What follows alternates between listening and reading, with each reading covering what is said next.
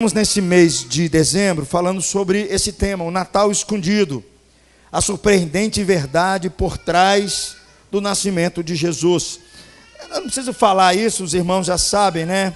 Infelizmente o período de Natal tem sido confundido com um período de presentes, com um período de festas, com um período de encontros de família, e muitas vezes as pessoas nem lembram de Jesus.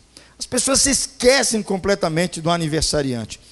Meu papel nesse tema é lembrar você da grande importância do nosso Senhor Jesus, quem de fato Ele é, o que está escondido atrás do Natal. E aí, domingo passado, nós falamos sobre o fato de que Jesus, quando Ele veio, Ele não é um homem qualquer.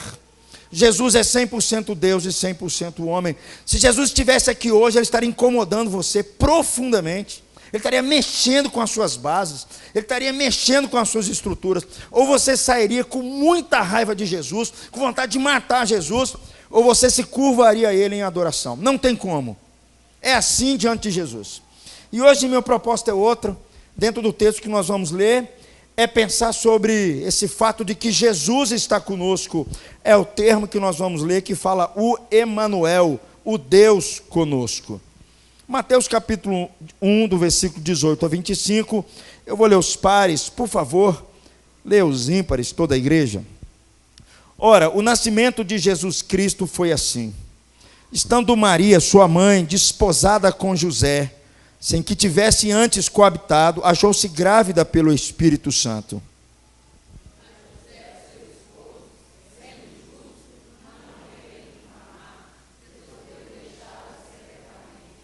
Enquanto ponderava nessas coisas, eis que lhe apareceu em sonho um anjo do Senhor, dizendo: José, filho de Davi, não temas receber Maria, tua mulher, porque o que dela foi gerado é do Espírito Santo.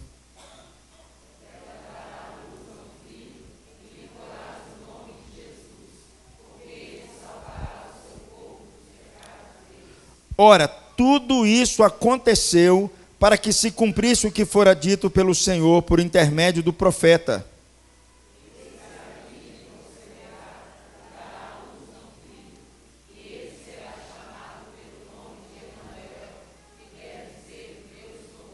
Despertado José do sono, fez como lhe ordenara o anjo do Senhor e recebeu sua mulher.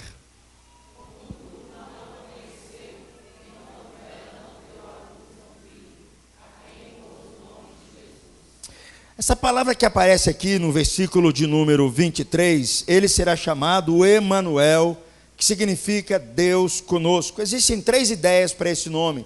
Significa que ele é Deus, significa que Jesus é humano, mas significa também que Deus está conosco, Deus está entre nós, Deus veio, significa justamente isso.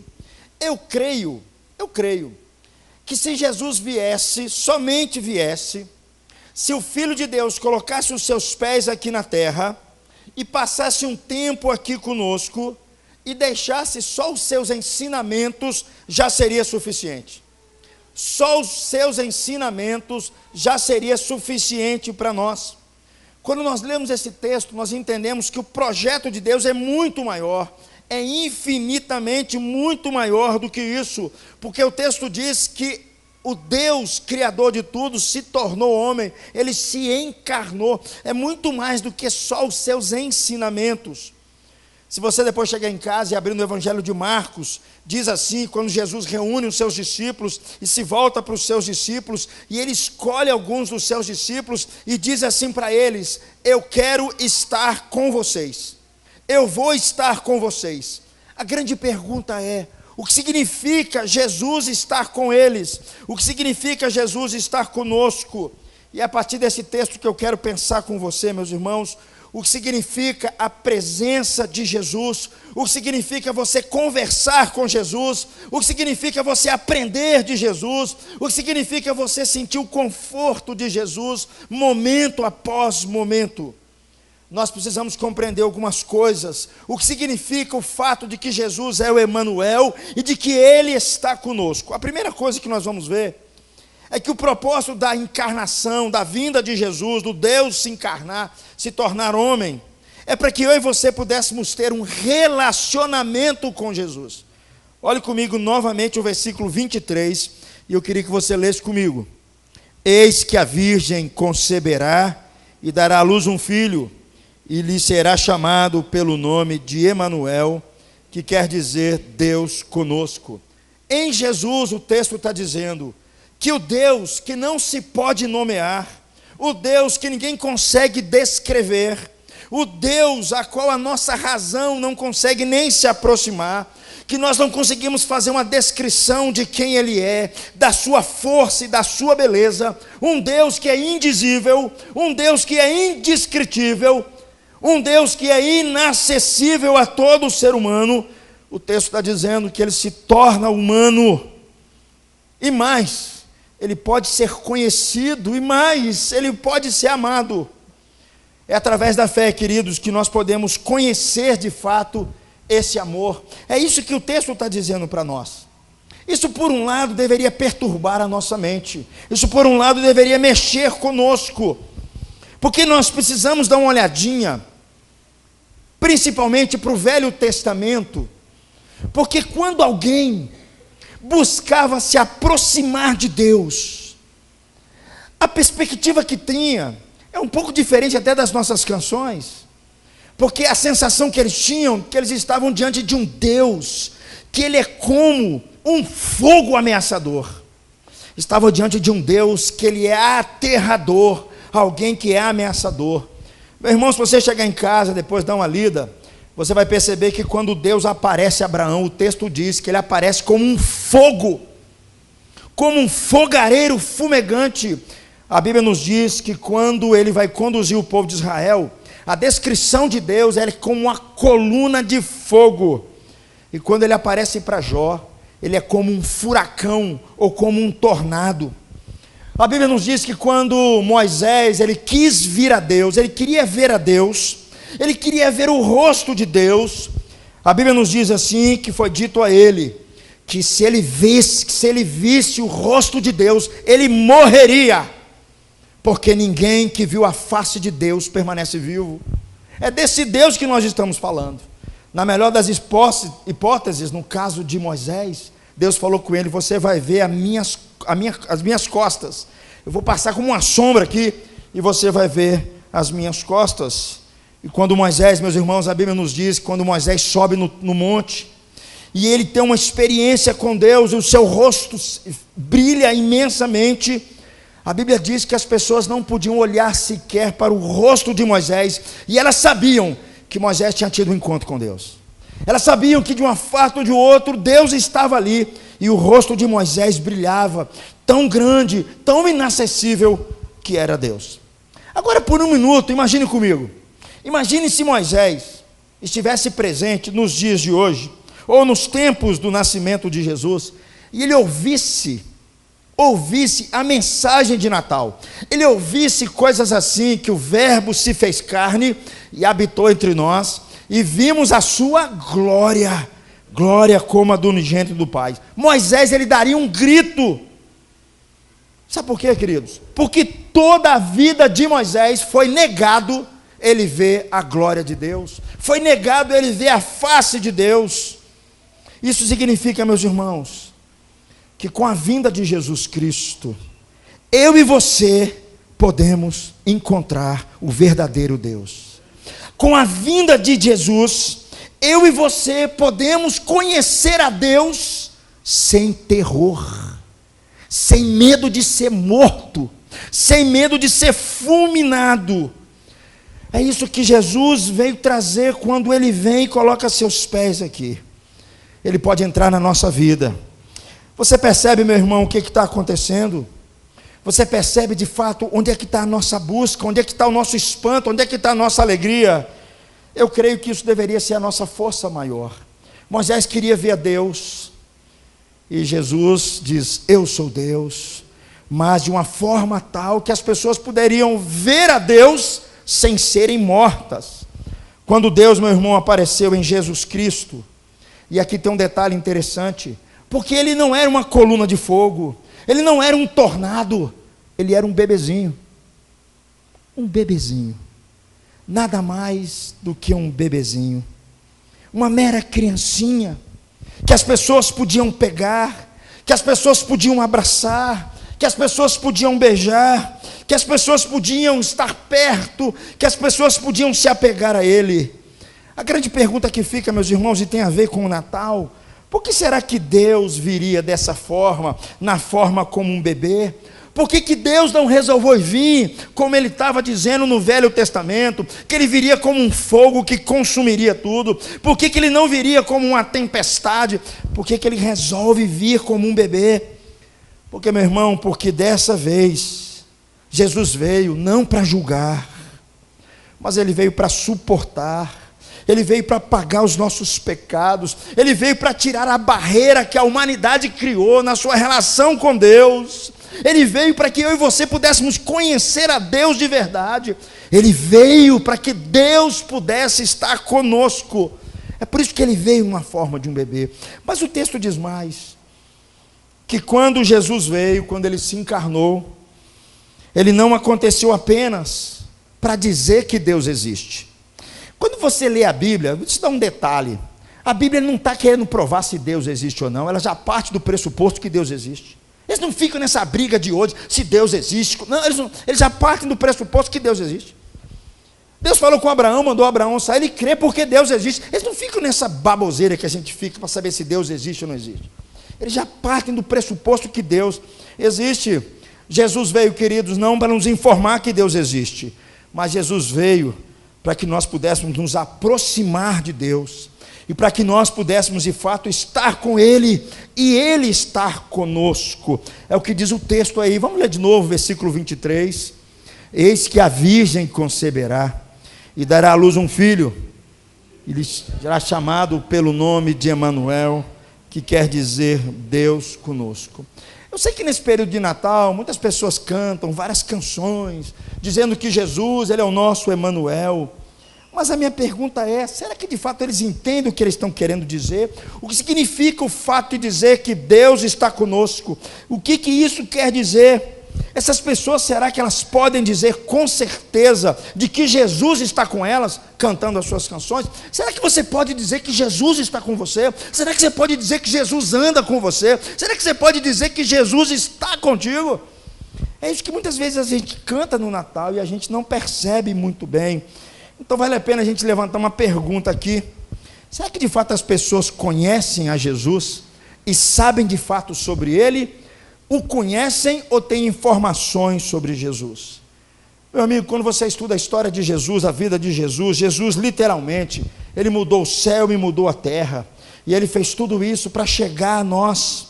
Então a pergunta é, o que nós devemos estar fazendo agora, para nós realmente estarmos com Jesus? Quais são os elementos de uma relação genuína, para que você tenha certeza de que Jesus está com você, e você está com Ele, num relacionamento? Eu acredito, aqui eu estou perante várias pessoas, casadas, namoradas, com pretensões de namorar e tudo mais, mas uma coisa todos nós sabemos, nós conhecemos bem sobre relacionamentos com pessoas. Nós sabemos muito bem o que é você se relacionar de forma próxima com uma pessoa. E eu creio que a primeira coisa quando a gente pensa sobre relacionamento é a nossa comunicação. Se não há comunicação, não há relacionamento. Se você não se comunica com alguém regularmente, com seu marido, com seus filhos, com certeza a sua casa é um caos. Com certeza a sua casa é uma bagunça. A maior reclamação das mulheres é justamente isso, porque elas falam e não são ouvidas. Parece que os maridos não estão nem aí para aquilo que elas estão falando. E começa a haver um atrito nas relações, justamente porque não há comunicação.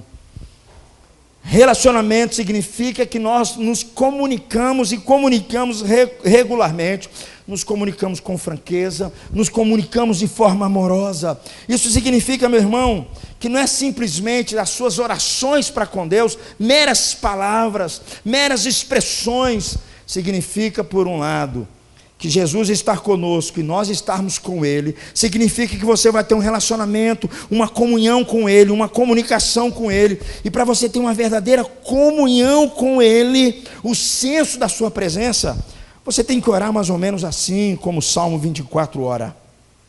Diz assim: uma coisa eu peço ao Senhor, e a buscarei, que eu possa morar na casa do Senhor todos os dias da minha vida, para contemplar a beleza do Senhor e meditar no seu templo. Seja sincero, você ora assim? Às vezes a gente vem na igreja, queridos, nós estamos tão conectados nos nossos afazeres, nós estamos tão conectados com o mundo lá fora, nós estamos tão preocupados com os nossos diárias, com o nosso dia a dia, nós estamos tão conectados com o mundo, as nossas orações não passam do teto muitas vezes. Nós estamos aqui na quarta-feira estudando sobre um tema, e aí alguém fez uma pergunta, e nós chegamos a essa conclusão aqui: será que de fato essa é a nossa oração? É alguém que quer contemplar a Deus, alguém que quer contemplar a beleza de Deus, alguém que quer meditar em Deus e se aprofundar em Deus. Mas tem mais. Leia comigo o Salmo 63, está aqui projetado, para a gente entender um pouquinho o que é uma comunicação, que de fato nós temos a certeza de que Ele está conosco e nós queremos estar com Ele. Salmo 63, leia comigo. Ó Deus, Tu és o meu Deus forte, eu te busco ansiosamente, a minha alma tem sede de Ti, meu corpo Te almeja, como terra árida, exausta, sem água.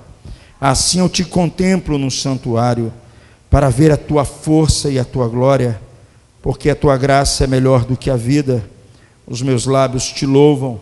Assim cumpre-me bem dizer-te, enquanto eu viver, em Teu nome levanto as mãos. Você pode dizer que esse tem sido a sua oração? De fato você anseia por Deus? Você anseia numa relação com Deus? É isso que Jesus está dizendo, que quando Ele veio para a gente manter um relacionamento conosco, alguém que quer de fato se aprofundar em amor e demonstrar amor para alguém, é esse tipo de oração aqui, um desejo por Deus, um desejo pela sua presença, um desejo para estar debaixo da sua vontade, um desejo para adorá-lo. Por outro lado, meus irmãos, relacionamento íntimo também com Jesus, significa não só que nós nos comunicamos com Ele, temos um desejo de nos comunicar com Ele, mas também Ele se comunica conosco. Isso vem, queridos, de um profundo conhecimento das Escrituras, a capacidade que nós devemos ter de meditar nas Escrituras. E aí eu te faço uma pergunta simples: a palavra de Deus tem sido o seu prazer? A palavra de Deus tem sido o seu prazer? Eu ouvi uma frase do John Piper, eu gostei da frase dele. Ele disse uma frase assim: o WhatsApp foi inventado para ninguém ter a desculpa de chegar diante de Deus que não tem tempo de nem orar, de nem ler a Bíblia. Deus, eu não tinha tempo, Deus, sinceridade, na minha agenda, Deus, só não tem ideia do que é viver lá embaixo com essa agenda apertada minha. Eu inventei o WhatsApp para te dar uma desculpa, para você dizer que você não tem desculpa, você não tem tempo de estar comigo. Fantástica essa frase, fantástica. Se de fato Deus está conosco e nós queremos nos relacionar com Jesus, nós precisamos ouvir a voz dEle, nós precisamos meditar e ter prazer nele. Será que nós só queremos que Jesus esteja conosco para nos encorajar, para confortar a gente, para livrar a gente nos momentos difíceis, para cercar nossa casa? Ou será que de fato nós desejamos ouvir a sua voz? Será que de fato nós desejamos obedecer a sua vontade e amar a sua vontade? Queridos, a Bíblia se tornou uma força importante para nós, para a nossa vida e para a vida do salmista. O salmista dizia assim: quanto amo a tua lei, é a minha meditação todo dia. Deus, como eu amo ouvir tua voz. Se você quer manter comunhão com Jesus, num relacionamento íntimo com Ele, não é só suas orações, você precisa ouvir a voz dEle também. Isso são pequenos meios, queridos, que Deus nos concede para que a gente possa se aproximar de Deus, e Deus está conosco, através da leitura das Escrituras, através da oração. Existem outros meios também, existe o culto, existe a ceia do Senhor, existem vários recursos disponíveis para o povo de Deus. A Bíblia, queridos, precisa de fato falar aos nossos corações. Eu gosto muito de um texto que está em Hebreus, que diz assim, da importância de nós nos congregarmos. Hebreus diz assim: não deixemos de congregarmos. Sabe o que é isso, queridos? É, por um lado, nós dizemos assim: Jesus, eu preciso ouvir tua voz. Jesus, eu preciso aprender mais. Eu preciso me relacionar mais com o Senhor. A encarnação de Jesus, a vinda de Jesus, ela aconteceu para aproximar o homem de Deus e nos aproximar de Deus, e Deus se aproximar de nós através de Jesus, para que Jesus pudesse estar conosco e nós estarmos com Ele, através da oração, através de nós amarmos a Sua palavra, através de nós nos congregarmos. Queridos, essas coisas são inegociáveis para aquelas pessoas que querem estar com Jesus. Se você quer estar com Jesus, essas coisas não fazem parte da sua agenda, reveja a sua agenda. Porque no fundo você está dizendo: eu não quero estar com você, eu não quero, eu vou viver minha vida, eu quero manter um relacionamento assim, meio à distância. Se você quer manter um relacionamento íntimo com Jesus, essas coisas têm que fazer parte da sua vida. Em Mateus, queridos, no texto que nós lemos, Jesus fala sobre isso. Ele é o Emanuel, Ele deseja estar conosco, mas Ele está dizendo: vocês querem estar comigo, de fato e de verdade, mantendo um relacionamento pessoal comigo. É isso que Ele vai dizer aqui para nós. Eu creio, meus irmãos, dentro de todas essas coisas, tem algo que eu preciso te lembrar que nós esquecemos dentro disso tudo. Mateus capítulo 1, versículo 18 a 20. Nós muitas vezes esquecemos que para a gente manter um relacionamento íntimo com Jesus, nos requer coragem. Olha o que diz esse texto, 18 a 20. Leia comigo, por favor, mais uma vez. Não é só oração, não é só leitura das Escrituras, não é só essas coisas, mas também coragem. Comigo, por favor. Ora, o nascimento de Jesus Cristo foi assim: estando Maria, sua mãe, desposada com José, sem que tivessem antes coabitado, achou-se grávida pelo Espírito Santo. Mas José, seu esposo, sendo justo e não a querendo infamar, resolveu deixá-la secretamente. Enquanto ponderava nessas coisas, eis que lhe apareceu em sonho um anjo do Senhor, dizendo: José, filho de Davi, não temas receber Maria, tua mulher, porque o que nela foi gerado é do Espírito Santo. Nessa passagem, queridos, há um traço aqui necessário se você quer manter um relacionamento pessoal com Jesus. Tem um traço aqui que a gente não pode esquecer. Perceba o anúncio de Jesus, considere o anúncio, melhor dizendo, do anjo. O que significou isso para José e Maria? Preste atenção, meu amigo. Maria estava grávida. José não era o pai daquela criança. José, quando fica sabendo disso, ele resolve quebrar o noivado. E a Bíblia nos diz que o anjo se aproxima de José, para orientar José, para que José não fizesse isso. José pensa assim: eu casei com ela, né? Mas ela está grávida do Espírito Santo. Mas se José se casa com ela, todos naquela sociedade de vergonha e honra, eles saberiam que aquela criança não nasceu de 9 meses. Aquela criança já estava ali. Muitos pensariam que José havia engravidado aquela moça no banco de trás do carro. É o que aquela sociedade pensaria. Meus irmãos, eu lembro que eu era, não tem muito tempo, é bom dizer, mas eu era piquitito, tinha uns 8 anos. Minha mãe sempre acolhia pessoas lá em casa, sempre cuidava de um monte de gente. E ela adotou uma sobrinha, e a minha sobrinha, minha prima, melhor dizendo, ela engravidou, sem casar, né? Engravidou primeiro, para depois casar. Eu me lembro, não me sai da memória, do que é uma cultura de vergonha. Ela amarrava uma faixa aqui, ó, para esconder a barriga. Talvez os mais, aí, a turma mais antiga, lembre um pouquinho disso. Um tempo de vergonha. Imagine José, naquele tempo, tendo que dar explicações de que aquela criança não era dele. Imagine, queridos, isso. Imagine o que não passou na cabeça de José, todas as pessoas comentando. Imagine as pessoas dizendo que José fez sexo com Maria antes do casamento, ou que Maria havia traído José. O resultado seria, meus irmãos, pura vergonha para José. Seria naquela sociedade altamente fechada, de honra e de vergonha, eles seriam socialmente excluídos. As pessoas olhariam para ele de canto de olho e todo mundo teceria um comentáriozinho falando sobre aquela situação. Eles seriam um casal de segunda classe. Vocês conhecem casal de segunda classe? Nossa, que eles fizeram?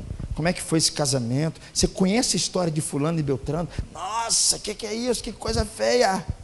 Sabe qual que é a mensagem que está aqui por trás, queridos? É que se Jesus Cristo, Ele entra na sua vida, você vai ter que dar um beijinho de adeus para a sua reputação.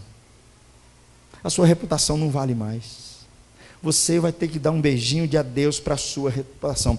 Se você chegar em casa depois e ler Mateus 2, nós estamos em Mateus 1, quando se chega em Mateus 2, José verá que ter Jesus em sua vida significa não apenas danos à sua posição social, mas também um perigo para a sua própria vida, o fato de ter Jesus. A minha pergunta é, o que isso tem a ver com a nossa vida? O que isso aplica a nós? Só quero te dizer uma coisa, meu irmão. Se você quer ter Jesus em sua vida, você vai ter que ter coragem. Você vai ter que ter coragem para assumir que tem Jesus na sua vida. Há pelo menos 3 tipos de coragem aqui que eu quero pensar com você, para a gente caminhar para o final dessa mensagem. Primeira delas, você vai ter que ter coragem para sofrer o desdém do mundo. Você vai ter que ter coragem para sofrer o desdém do mundo. Olha o versículo 20, 18 a 20, por favor. Diz aí, ó. Enquanto José ponderava nessas coisas, eis que lhe apareceu em sonho um anjo do Senhor, dizendo: José, filho de Davi, não temas receber Maria, tua mulher, porque o que nela foi gerado é do Espírito Santo. Primeiro, meu amigo, você vai precisar de coragem para livrar o desprezo do mundo. Todos os amigos de José iriam dizer, ou já estavam dizendo: você que engravidou essa moça antes de casar, ela foi infiel a você. Meu amigo, se você quer ter Jesus na sua vida, você vai ter que ter o desprezo do mundo. As duas coisas não andam juntas. Elas não andam juntas. Você vai ter que ter muitas vezes o desprezo dos seus amigos de colega, de trabalho, porque eles vão perguntar para você: ó, você é crente agora? Você vai ter que ter o desprezo da sociedade muitas vezes, se você tropeçar um pouquinho. Você pode imaginar, meu irmão, José tentando dizer a verdade às pessoas: peraí, eu posso explicar, não foi bem isso que aconteceu, peraí, ela está grávida pelo Espírito Santo. Você consegue imaginar a situação de José? Imagine o olhar das pessoas, imagine a crítica das pessoas. A verdade, meu irmão, meus irmãos, que não é algo que os seus amigos entenderão, portanto, eles sempre pensarão que porque você abraçou Jesus, ou você é louco, ou você é um cara que acredita em qualquer coisa. Praticamente, meus irmãos, todos os cristãos, eles experimentarão ao mesmo tempo, em algum lugar, no seu relacionamento com Jesus, o desprezo da sociedade. O desprezo da sociedade. Tem muita gente que, de fato, às vezes eu até agradeço a Deus para ele não abraçar Jesus, porque ele vai ser uma vergonha se ele abraçar Jesus, ele não vai ter a coragem de dizer que ele é de Jesus, perante os seus amigos de farra. Mas aqui o texto está dizendo, se de fato Jesus está na sua vida, você vai sofrer o desdém do mundo. Nós sabemos, meus irmãos, em muitos países, não ocidentais, nós tivemos recebendo aqui o reverendo Osni, contando para a gente do mundo muçulmano, e quem estava aqui na quarta-feira ouvindo o Osni, não tinha como não chorar, porque quando o muçulmano ele aceita Cristo, ele só tem 2 opções, ou ele morre ou ele morre, ele é desprezado pela sua família. Tem vários casos que os pais colocam no jornal: mate o meu filho porque ele virou cristão, vocês vão ter um prêmio se matar o meu filho. Muitos sofrendo em países não ocidentais, porque assumiram que eles são de Jesus, eles arriscam a própria vida. Há muitas perseguições nesse mundo, meus irmãos, por causa de pessoas que assumem serem de Jesus. Mas você pensa: Renato, eu não vivo assim, eu vivo no meu país tem liberdade para a gente poder pensar e um monte de coisa. Mas eu vou dizer para você que é o contrário. Cresce cada vez mais no nosso meio um desprezo para aqueles que abraçam uma fé histórica, um desprezo por aqueles que creem em verdades bíblicas, um desprezo muito forte. Não sei se você sabe, meus irmãos, hoje há um investimento muito forte para jogar a fé cristã a escanteio. Discussões de ideologia de gênero, homossexualismo, aborto, isso é uma ponta no iceberg. Isso não é nada do que está por trás. Uma vez eu vi, talvez os irmãos viram num videozinho, nessas discussões de questões de homossexuais, um cara que estava, se eu não me engano, numa comissão lá no Senado, ele dizendo assim: nós temos que banir da face da terra esse pensamento judaico-cristão que tem oprimido a vida das pessoas. É esse discurso, meus irmãos, que nós estamos lutando com ele. Portanto, se você abraçar Jesus, queridos, entenda uma coisa: você vai ter que sofrer o desdém, o desprezo do mundo. Você vai ter que sofrer, passar por um lado, e isso exige coragem da parte do cristão para poder enfrentar tudo isso.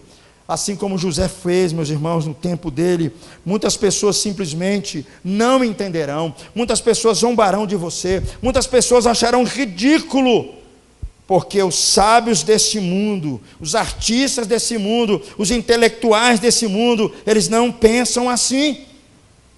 Tem muita gente hoje, eu estava discutindo na minha sala um dia desse, que abraça o espiritismo porque é moda, porque o artista é espírita, porque fulano de tal é espírita, nossa, aquele professor fulano de tal é espírita, vou abraçar por causa disso. Querido, saiba de uma coisa: você vai ter que sofrer na sua reputação por causa do nome de Jesus. Ter um relacionamento com Jesus, querido, é você assumir que você é um cristão de verdade, é você ter a coragem de sofrer em sua reputação, no trabalho, perto dos seus vizinhos, perto das pessoas, às vezes da sua própria família. Agora esse texto traz para nós um outro tipo de coragem, que você vai ter que assumir, se de fato Jesus está na sua vida. É uma coragem de dar o seu direito à autodeterminação. Eu vou explicar isso melhor, mas leia comigo o versículo de número 21. Vamos comigo, ó. Ela dará à luz um filho, e lhe porás o nome de Jesus, porque ele salvará o seu povo dos pecados dele. O anjo diz a José como é que ele deveria chamar aquela criança. Naquela cultura, a gente precisa entender algumas coisas, era o direito absoluto do pai, ele dá o nome à criança.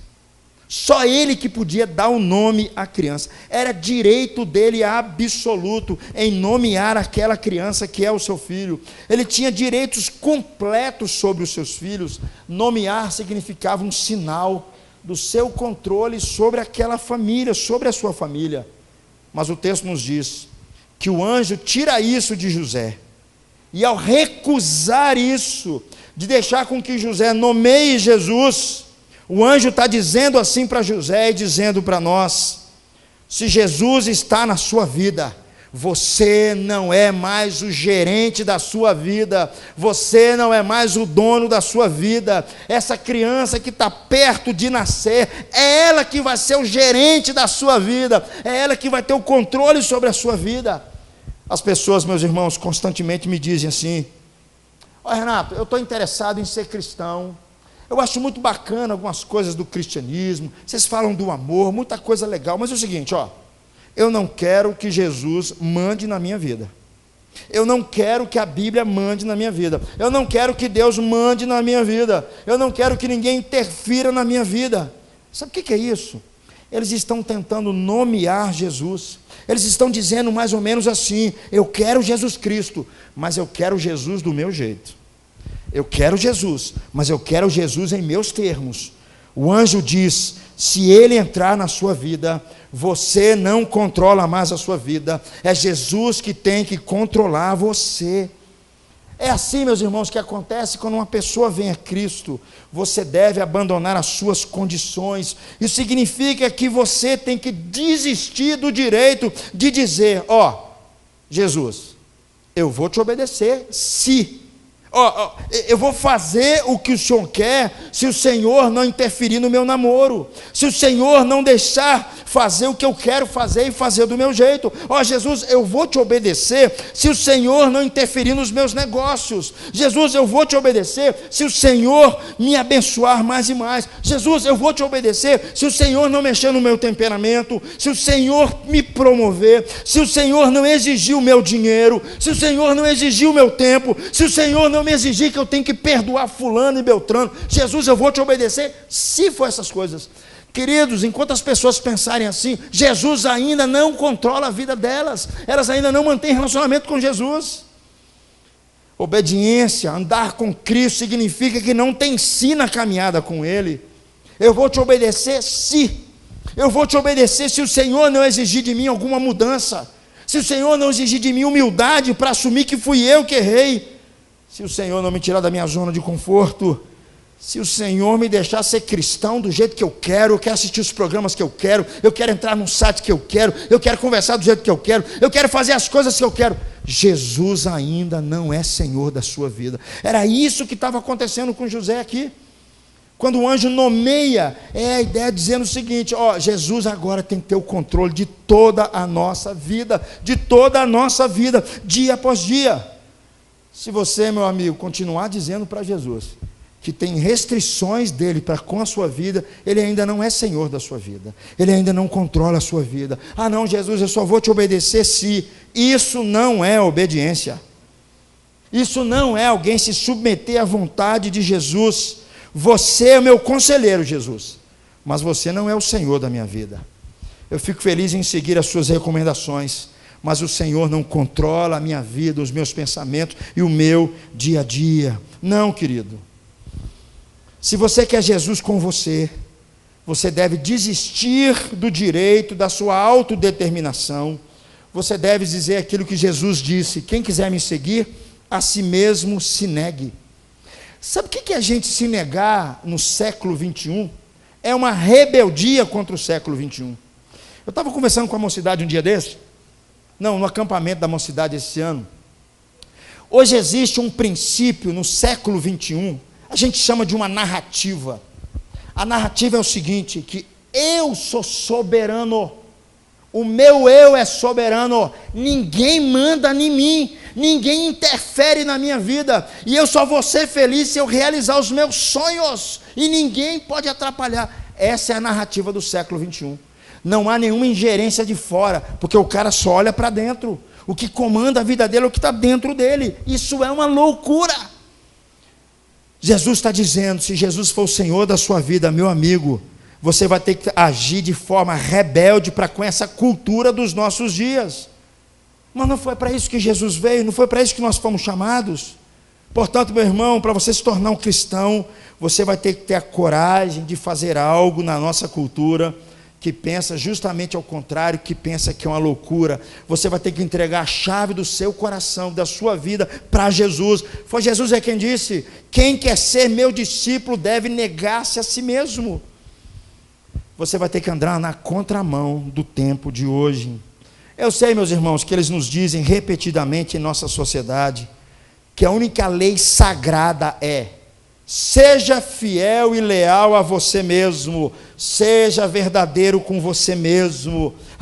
Que devemos sempre trabalhar para cumprir os nossos sonhos mais profundos e satisfazer os nossos desejos mais profundos. Meus irmãos, há uma enorme dificuldade com essa filosofia de vida. Começa com o fato de que os nossos sentimentos, eles mudam constantemente. Eles mudam toda hora. Se você se deixar levar pelos seus sentimentos e não por aquilo que Deus quer fazer na sua vida através de Jesus, meu amigo, você vai só se meter em confusão. Portanto, meu irmão, você tem que ter a coragem de entregar a chave da sua vida para Jesus e Ele controlar a sua vida. Essa é a visão que tem que dominar o nosso coração. As pessoas modernas, meus irmãos, elas precisam ter a coragem de renunciar ao seu direito à autodeterminação. E é isso que Jesus veio. Se você quer Jesus no meio da sua vida, só tem um jeito: você precisa obedecê-lo incondicionalmente. Jesus não chama ninguém que vai desobedecê-lo. Jesus gastou um tempo para escolher os seus discípulos, porque ele sabia, eles tinham problemas, mas Jesus sabia, se transformá-los, eles obedeceriam Jesus incondicionalmente, até mesmo à morte. É esse tipo de obediência que Jesus quer ver na nossa vida. Eu sei, meu amigo, que isso é extremamente intimidante para você. Eu sei que isso é algo meio absurdo para você, o senhorio de Jesus. Mas eu fico pensando comigo. Muitas pessoas hoje, elas querem se descobrir, elas querem saber quem elas são, mas quando elas param para considerar o cristianismo, elas dizem: eu não quero me tornar um cristão, eu quero ser eu mesmo. Enquanto as pessoas pensarem assim, querido, Jesus não é nada para você. Jesus é só um cara que vai te ajudar nas horas difíceis para você. Meu amigo, somente se nós dermos a nossa suprema fidelidade a Jesus, nós obteremos o que nós mais precisamos dele. Nós precisamos que ele nos chame, que ele chame o nosso nome. Ele sabe quem nós somos, ele sabe do que nós fomos feitos, e de fato Deus quer de fato trabalhar na nossa vida. Isso significa, meu irmão, que nós não podemos saber quem nós somos até nós entrarmos, entregarmos a nossa vida em obediência a Jesus, e nós aprendemos a estarmos debaixo da sua vontade. Então, meu amigo, tenha coragem de tirar as suas mãos da sua vida e entregar sua vida a ele, para começar uma nova aventura com Jesus. Mas aqui eu quero encerrar com a última coragem, e essa para mim é a mais desafiadora de todas: a coragem para você admitir que você é um pecador. A coragem para admitir. Se você de fato quer que estar com Jesus, e Jesus está com você, você precisa ter a coragem de admitir que você é um pecador. Olha o versículo 21, por favor, comigo, mais uma vez. Ela dará à luz um filho, e lhe porás o nome de Jesus, porque ele salvará o seu povo dos pecados dele. Finalmente, meus irmãos, você não pode conhecer pessoalmente Jesus, a menos que você tenha a coragem de admitir que você é um pecador. Sabe qual que é a missão inteira de Jesus? Sabe por que Jesus veio? O texto diz: ele veio salvar o seu povo dos seus pecados. Aí você pode dizer para mim: não, peraí, Renato, peraí. Eu achei que Jesus viesse para me capacitar, para me ensinar a amar, para me ensinar a ser uma pessoa tolerante, ser uma pessoa amável. Meu amigo, a missão principal, central de Jesus, todo o resumo da sua obra está aqui. Jesus veio para salvar o seu povo dos seus pecados. Primeiramente, ele veio nos perdoar, porque tudo mais vem disso. E a minha pergunta é uma só: você está disposto a dizer? Isso tem que ter coragem para dizer, hein? Você está disposto a dizer que você é um fracasso moral? Você está disposto a dizer que você é um fracasso moral? Você está disposto a dizer que você não ama a Deus com todo o seu coração? Com toda a sua mente, com toda a sua vontade, com toda a sua força? Você está disposto a dizer que você não ama o seu vizinho? Que você não ama o próximo como você mesmo? Você está disposto a dizer que você é culpado? Querido, tem que ter coragem para dizer um negócio desse, porque a nossa sociedade sempre diz o contrário. Diz que eu não sou tão falho assim. Precisa ter coragem, queridos. Para Jesus andar com você, você precisa ter coragem. Você precisa ter coragem para assumir que você é um pecador. Você está perdido. Você precisa ter coragem para dizer que você falha moralmente. Você precisa ter coragem para dizer que você não ama a Deus com todo o seu coração. Você precisa ter coragem para dizer de forma muito clara para Deus que você está perdido, cara. Você precisa ter coragem para assumir diante de Deus que você é falho, que você não consegue. Jesus, para estar conosco, que nós estamos com Ele, você tem que ter a coragem de assumir que você é um pecador. É preciso muita coragem, querido, para admitir essas coisas, porque significa que você vai lançar a sua antiga autoimagem fora, para obter uma nova imagem a partir de Jesus. Eu me lembro uma vez, eu conversando com uma mulher muito religiosa, cumpriu os seus deveres religiosos perfeitamente, e aí eu estava perdendo a paciência mesmo com a conversa com ela, estava perdendo a paciência. Aí eu falei com ela assim: Miriam, vamos fazer o seguinte, vamos supor que está aqui na nossa frente um estuprador, estuprou 10 meninas, um crime, 200 anos, inafiançável o caso dele. Você tem a coragem de dizer que você é igual a ele? Não, de jeito nenhum. Então você ainda não entendeu o Evangelho, você ainda não entendeu para que Jesus veio. Eu já falei isso aqui, queridos, costumo sempre repetir, quando eu vou no presídio, aqueles homens são o meu espelho. Eu preciso admitir que eu sou falho moralmente, eu preciso ter a coragem de admitir diante de Deus, senão Jesus não faz nenhum significado, a morte de Jesus não tem um significado para mim. Portanto, meus irmãos, esse é o fundamento de todas as outras coisas que Jesus pode trazer para a nossa vida, todo o conforto, toda a esperança, toda a humildade alegre. Nós precisamos ter a coragem de assumir que nós somos pecadores. Mas a minha pergunta final é o seguinte: como é que você vai ter a força para ser corajoso assim? Como é que você vai ter a força para assumir essas coisas? Ao olhar para o próprio Jesus Cristo, querido, você precisa olhar para Jesus. Porque se você acha que é preciso coragem para estar com Ele, considere que Ele levou infinitamente mais coragem para estar com você. Se você acha que você é um cara corajoso para estar com Ele, Ele foi muito mais corajoso para vir aqui, para estar conosco. Eu achei tão fantástico quando estava fazendo esse estudo, porque o autor dizia que somente o cristianismo diz que o Deus dos cristãos é um Deus de coragem. Nenhuma outra religião tem um Deus que precisou de coragem. Como certo teólogo aponta, Jesus poderia nos salvar apenas enfrentando uma morte agonizante, que o teve lutando em suor no jardim do Éden, no jardim do Getsêmani. Ele tornou-se mortal e vulnerável para que eu e você pudesse sofrer, ser traído e ser morto. Ele enfrentou todas as outras coisas para você, e ele achou que valeria a pena fazer isso. Olhe para Jesus de frente, querido, para a escuridão, para você. Isso permitirá que você enfrente qualquer tipo de escuridão, dizia esse teólogo. Você, não sei, tem uma canção assim, nesse estudo, que dizia uma frase mais ou menos assim: os anjos cantam suave, e Jesus coloca, e Ele coloca a sua glória. Significa, por um lado, que Jesus, Ele veio voluntariamente, Ele veio de forma desejosa, e Ele veio de forma amorosa. Ninguém forçou Jesus a fazer isso, não era um dever de Jesus fazer isso. Ele enfrentou uma dor inimaginável, e Ele enfrentou a morte por amor. Jesus foi muito mais corajoso do que nós, para Ele vir aqui. Nunca fique. Eu coloquei solte aqui, Douglas, por favor, essa próxima imagem. A próxima imagem, Douglas, por favor. Um urso e a sua mamãe.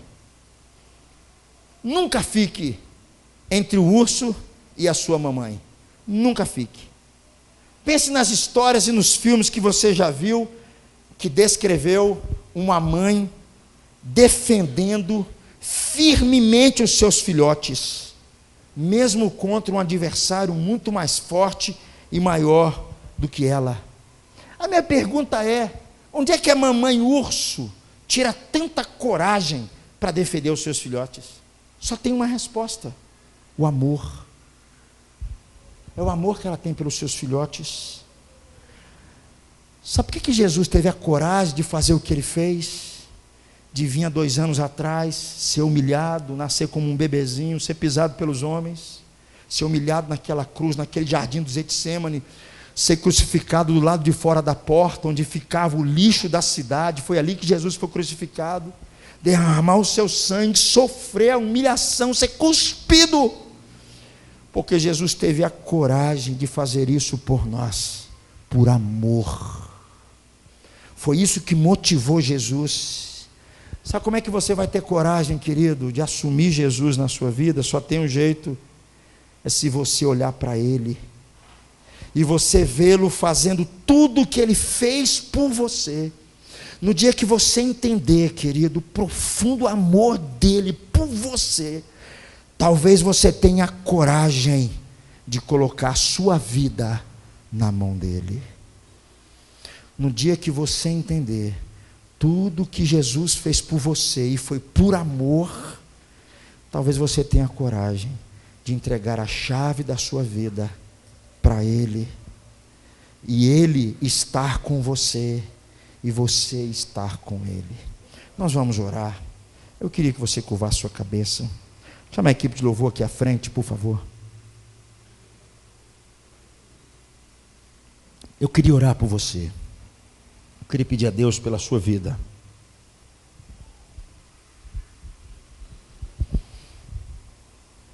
Querido, não adianta mais no Natal você dizer que legal, Jesus nasceu. Eu queria muito que você tivesse a coragem suficiente para que Jesus fosse o Deus da sua vida. Você tivesse a coragem suficiente de assumir de fato que você é falho. Você tivesse a coragem suficiente para ter o desdém do mundo e dos seus amigos por causa de Jesus. Deus, eu quero colocar as nossas vidas nas tuas mãos. Pai, muito obrigado porque Jesus veio. Obrigado, Pai, porque Ele nasceu naquela cruz. Ele nasceu, Deus, e depois de um tempo morreu naquela cruz. E como nós cantamos, Deus, foi por amor que Ele fez isso. Foi por amor que Ele se entregou por nós. Foi por amor que Ele teve a coragem suficiente de vir aqui há 2000 anos atrás.